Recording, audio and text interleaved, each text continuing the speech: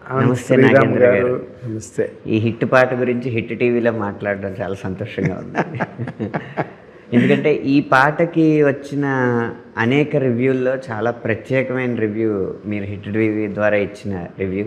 శ్రీశ్రీ గారి కవిత్వాన్ని ప్రస్తుతిస్తూ కొంతమంది కుర్రాళ్ళు పుట్టుకతోనే వృద్ధులు లాంటి గొప్ప గొప్ప లైన్స్ని ఉదహరిస్తూ అలాంటి కోవకు చెందిన పాట అని మీరు చెప్పడం వల్ల ఈ పాట స్థాయి అటు మాస్తో పాటు ఇది సాహితీ రంగంలోనూ మరింత ఎత్తుకి పెరిగింది. అందుకు ముఖ్యంగా మీకు ముందుగా ధన్యవాదాలు. ఎంత మాట. ఆ పాటలో అది ఒక ప్రబోధాత్మక గీతం యాక్చువల్గా అయితే, అంటే అందరూ ఇన్స్పిరేషన్గా తీసుకోవాల్సినంత గొప్ప పాట. మళ్ళీ దాన్ని కూడా మీరు చాలా అంటే ఒక ఒక అంటే నిరక్షరాస్యుడైన వాడికి కూడా అర్థమయ్యే స్థాయిలో, నిన్నట్లాగే ఇవాళ ఉంటే నిన్నటిలాగే రేపు ఉన్నదంటే ఏం పీకే నువ్వు అంటారు కదా మన వాళ్ళు. మీరు ఎంతసేపు ఉన్నావు కదా ఏం పీకే ఉంటారు. అది డైరెక్ట్గా అర్థమవుతుందండి. అలాగే మీ అయ్యే వడ్డీ నీ బిడ్డ తీరిస్తే నువ్వేం పొడిచావని, అవన్నీ ఆ పొడిచేవు పీకేవు అన్న మాటలు చాలా జనసామాన్యమైన మాటలు, అతి జనసామాన్యమైన మాటలు. ఆ మాటల వల్ల ఆ పాటకి ఎక్కువ రీచ్ వచ్చిందండి. చాలా గొప్ప రీచ్ వచ్చింది ఆ పాటకి. అదే సార్. అది ఈ పాట ఇలా తయారవడంలో, సరే మీరే రాశారు, అక్షరాలన్నీ మీవి, భావం మీది, అన్నీ మీవే. కానీ డైరెక్టర్ వైపు నుంచి మీకు డైరెక్టర్కి ఈ పాట రాయడంలో జరిగిన, డైరెక్టర్ దగ్గర నుంచే కదా రావాలి కాన్సెప్ట్. అవునండి, అవును. ఏం చెప్పాడు సార్ మీకు బుచ్చిబాబు సన్న గారు? పాటకి నేను టూల్ మాత్రమేనండి. నిజంగా ఈ పాట ఇలా వచ్చిందంటే మాత్రం దానికి మొట్టమొదటి ఘనత, మొత్తం ఘనత కూడా డైరెక్టర్ బుచ్చిబాబు గారికి ఇచ్చిన తప్పులేదు. అవునా? ఎలా అంటే, గురుగారు ఈ పాట మాత్రం మనం గట్టి కొట్టాలి. ఇంట్రడక్షన్ సాంగ్ అంటే కేవలం అప్పటికి హీరో వచ్చాడు కాబట్టి కొంచెం ఉత్సాహం కలిగించాలి కాబట్టి మంచి డ్యాన్స్ ఉండేలాగా డిజైన్ చేయొచ్చు. కానీ సినిమాలో చూసినంతసేపే కాకుండా సినిమా చూసి వెళ్ళాక కూడా ఈ పాట ఇది చెప్పింది నిజం కదా అని శ్రోత ఆలోచించేలాగా మనకు పాట ఉండాలి. మీకు గుర్తుందో లేదో, మన ఇద్దరం కలిసి చేసిన ఒక ముఖాముఖిలోనే రాబోతున్న సినిమాలు ఏంటి, ఆసక్తికరమైన సినిమాలు ఏంటి అంటే పెద్ది అని చెప్పినప్పుడు బుచ్చిబాబుతో ఎలా ఉంది అని అడిగారు. అవును. గుడిసెలో కూర్చుని ఉట్టి మీద కూడు దింపుకొని తినేవాడికి కూడా అర్థమయ్యేలా పదాలు ఉండాలి, కానీ దాంట్లో అద్భుతమైన ఫిలాసఫీ ఉండాలి. ఆ శైలిలో బుచ్చిబాబు గారి పాట ఉంటుంది అని అప్పుడు చెప్పారు. అదే అన్నట్టుగానే విడుదలయ్యాక చాలామంది అది మీమ్లాగా కట్ చేసి మన ఇద్దరి సంభాషణని వేస్తూ ఈ పాట వేస్తున్నారు. కాబట్టి మొత్తం దీని పాటకి కర్మ ఒక్కటే, నేను కర్త క్రియ ఆయనే. అందుకు ఆయన ఘనత ఇవ్వాలి. ఇంకా ముఖ్యంగా అందరూ చెప్పుకుంటున్న 25 ఏళ్లకే నువ్వు పాతబడిపోకరా అన్న ఆలోచన ఇచ్చింది ఆయనే. కాకపోతే ఆయన పెట్టమన్న స్థానం వేరు.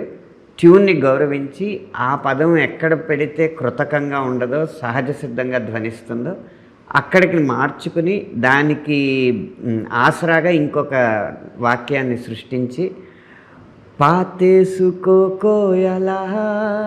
నువ్వు నిన్నే నీ లోపల, హే 25 ఏళ్లకే నువ్వు పాతబడిపోకురా. మీరు చెప్పిన కొంతమంది కుర్రవాళ్ళు పుట్టకతో వృద్ధులు అన్నదానికి ఈ జెన్జీ వర్షన్ ఈ లైన్స్ అన్నమాట. పర్ఫెక్ట్. పేర్లకి పుకార్లకి పకీర్లకు నిబద్ధులు శ్రీశ్రీ మాట. కొంతమంది కుర్రాళ్ళు పుట్టుకతో వృద్ధులు, పేర్లకి పుకార్లకి ఫకీర్లకి నిబద్ధులు అని నాకు నిజంగా మీ పాట వినగానే వెంటనే శ్రీశ్రీ గారిది అంటే నాకు దాంట్లో కాంట్రాస్ట్ ఎలా కనిపించిందంటేనండి, దాన్ని మీరు ఇంకొంచెం బాగా విశ్లేషించాలి. నాది కేవలం థాట్ మాత్రమే. రామ్ చరణ్ గారు ఒక మెగాస్టార్ చిరంజీవి గారు లాంటి ఒక ఆల్ టైమ్ గ్రేట్ లెజెండ్ గారి సన్ అయినప్పటికీ కూడా ఆయన, మీరు ఈ పాటకి కాంట్రాస్ట్గా ఉంటాడు ఆయన.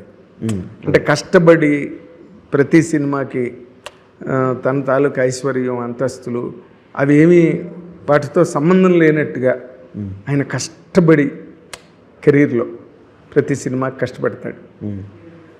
ఆయన ఆయన లాంటి సక్సెస్ సాధించాలంటే ఎలా ఉండాలో కూడా మీరు దానిలో చెప్పారు. అవునండి, అవును. 2, నాకు రామ్ చరణ్ గారు కనిపించారండి పాటలని. మీరు అంటున్నారు కదా, నేను రామ్ చరణ్ గారు కాకుండా ఈ సినిమాలో పెద్ద పాత్ర కనిపించాలి అన్న సంకల్పంతో, కాకపోతే అది అందరికీ సరిపోవాలన్న సంకల్పంతో మొదలుపెట్టింది. మీకు రామ్ చరణ్ గారు కనిపించారు కదా, ఒక ఆయన కనిపించారు. ఆయన ఎవరో తెలుసా? చిరంజీవి గారు.